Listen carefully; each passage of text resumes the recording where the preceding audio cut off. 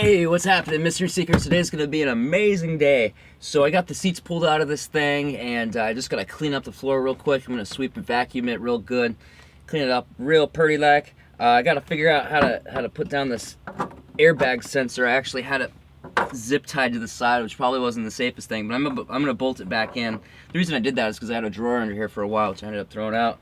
So yeah, I'm gonna figure out what to do about the carpet of this thing and put in the little glove box thing that goes in front of the doghouse, and maybe clean all this stuff up with some Armor All or something, and the front area will be good to go. So woo! I don't have any nuts. I can't find any nuts anywhere for the airbag sensor. So I think what I'm gonna do is lay out that denim and leave that part for now, and probably go to Lowe's or Home Depot or something and get some nuts. Yeah. So working on this van, I've realized that I'm really bad at estimating how much time something's gonna take. So I've decided to lay out the project, exactly what I need to do, and just dedicate certain blocks of time to working on that. So this garage, I spent exactly an hour on it last night, and I'm gonna continue to spend an hour on it every night until I'm done. Just for those of you who are curious. So the floorboard of this van, I've got a plan for that as well. And what I'm gonna do is I'm gonna test the leaks, and to do that, I'm gonna lay some of this denim insulation. I have this big, huge honking bag of it right here, left over from last time. I'm gonna lay some of it down so that the water can't seep under my hardwood floor, just in case it does leak. The denim will catch it up and collect all the water. And if it doesn't leak, then I'm going to cover the whole floor in denim, and then cover it in this big carpet I got. It's an 8x6 carpet. It's made out of recycled plastic bottles. I got this at Lowe's for 20 bucks, so this was a killer deal. So I'm gonna use this.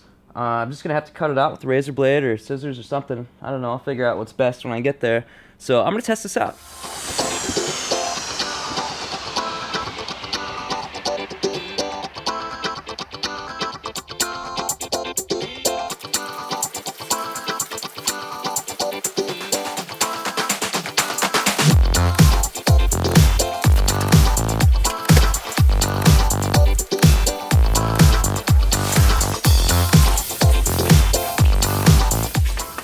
Alright, no leaks, time to put the denim in. Alright, so I got the denim all laid out, and I got this big thick plastic that I used under my my hardwood floor, subfloor.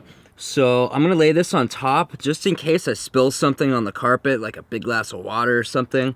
It won't soak all the way through down to the denim, and it'll be good to have a little vapor barrier there.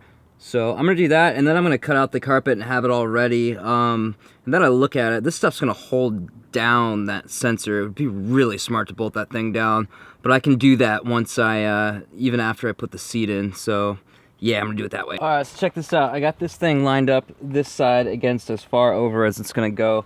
And what I'm gonna do is I'm gonna cut out the what do you call that? The doghouse. I'm gonna cut out the doghouse around and just keep trimming it and trimming it, trimming it till this part gets all the way up, and then cut off the end, and then the excess will probably make a nice little rug for the back, even though it's kind of slippery. Maybe I'll put something on the back or something, I don't know. But yeah, that's my process. All right, so I got that seat in. I have the molding on the side. That side looks great. I got the center console in. Now I just need to get the nuts for the sensor down there, and somehow when I picked up the seat, one of the nuts fell off the seat, and it disappeared. I can't find it anywhere. I looked and looked and looked. So I'm gonna have to go to a hardware store and get nuts for the sensor and another one for the seat. Yeah, and then I could just put this side in, and then I just need some floor mats, and this will be good to go. This probably isn't the best way to do this.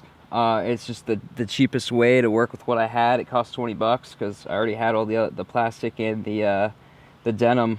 I just needed to get the carpet, and that was only 20 bucks. So it'll work. I'm not gonna have this van forever, so I'm not fretting about it. This is definitely better than it was though, so. All right, so I'm at the Home Depot now. I'm just leaving, man. I'm glad to get out of there. It feels like 1984 in there, man. They got all those cameras pointing right at your face when you're at the checkout and everything. It's like, come on, dude. Who's stealing all this stuff from you guys? You have to create this sense of paranoia in there. I don't know, it just bothers me, man. So I was reading, one of the things I absolutely love about my channel is I can bounce ideas and get people's feedback. And it's just really cool that way. I totally just ran over that curb. It was no big deal. I love driving this thing. My dad's got this badass FJ Cruiser. So I was reading the comments from Saturday's video about where I said I wanted to get a Unimog and travel the world and take the van dwelling thing to the next level and go international and off-grid and be able to sustain myself and my girl off-grid for a couple months at a time. And a bunch of people commented on it, said Unimog's a bad idea, and they had some really good points. They were talking about, you know, you're not going to be able to fit on any trails. It's going to be really hard to ship around the world. They're just too big. If you do get stuck, there's nothing that can get you out except for another Unimog or something, you know, which is probably going to be hard to find. I've probably only seen 2 of them my entire life, if that. Like in person, I've seen videos of them, but not that many. So those are really relevant, really good points. The main things that I want are I want to be able to store enough water and enough food and have a shower and a bathroom and a full kitchen and be able to do it that way. I do not want a trailer. So I guess what I was getting at is I want a really hardcore RV, basically a smaller RV, not meaning like not like a huge like Class A or some crap like that, not a touring bus.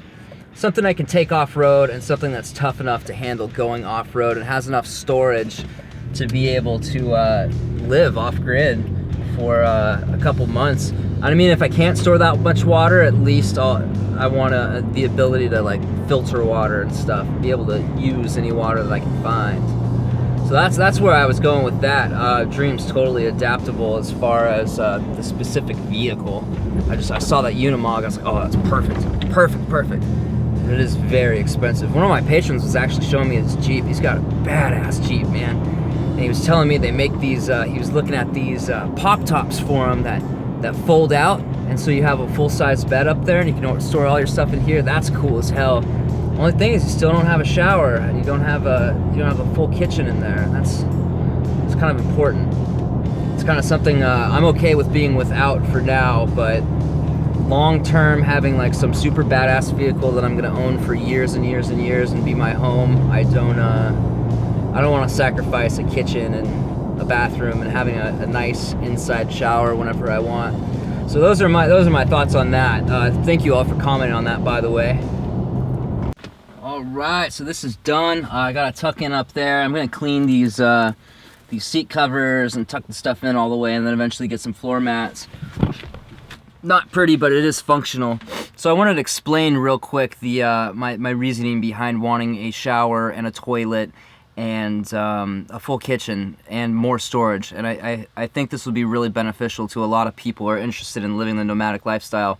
So the main reason is time, and my girlfriend explained this to me a while back, and it just made so much sense, and I'm all about it now. So the time it takes to seek out a shower, to seek out a toilet, to find a good place to pull your stove outside, because you don't always want to cook inside because it makes the inside of the van stink and it gets all hot and humid and everything else. That is time you could be spending doing anything else, and right now, I'm figuring out ways to make enough money to do the things I want to do in life, and that time is money I could be spending figuring out what the heck I'm doing. So, yeah, time is money, man, and it takes a lot of time once you figure out, like, over time, over a month, the amount of time you spend going to a Planet Fitness, going somewhere out, like, far enough out of the city or away from people enough where you can take an outdoor shower safely and comfortably without being disrespectful, finding a place to cook, all this stuff. So it's just, you save a ton of time by having a shower ready for you whenever you want it, bathroom whenever you want it, and the kitchen thing too. It just saves so much time. And having enough storage to buy bulk, I mean, one, it saves helps save the environment, because when you buy in bulk, you're greatly reducing the amount of packaging, the amount of shipping, you're reducing slave labor on, you know, all the people who are getting paid nothing to package all of our products that we consume. And so it's good that way, and it's also good because it saves time. When you have a bunch of bulk stuff, you don't have to go to the grocery store every 2 weeks and spend all that gas and all that time doing that. I plan to use my fridge here as a freezer so I can have frozen food, and whatever rig I end up with next is going to have its own fridge. So I'll have a fridge and a big freezer I can store bulk stuff in, and I won't need to go to the grocery store nearly as much. I'll be much more free. I can go off grid and spend, you know, my goal is to have a rig set up where I can spend 2 months off-grid, just in case something happens with society, breaks down or something. Who knows? Maybe I just want to do it to test my limits and see what I'm capable of. Who knows, man? Maybe I'm having an existential crisis and I need to go out in the middle of nowhere for a couple months and figure myself out or something.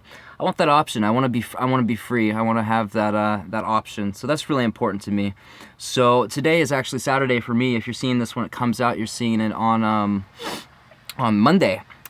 I've actually got another video I've got to film today, YouTube specific video, and I haven't figured out exactly what that is yet. I've got a good idea. I still need to brainstorm and come up with my map of all the different points I want to make and research all of them and make sure that all my ideas are accurate and possibly expand on my ideas if possible from a couple different sources, make sure that information is accurate. So that's going to take some time, and then I got to film and edit that and get it ready for tomorrow. But I did get a new patron today, so thank you so much, Lindsay, for your support. It's extremely helpful. Thank you so much. And I will see you guys next time. So love you stuff. Woo!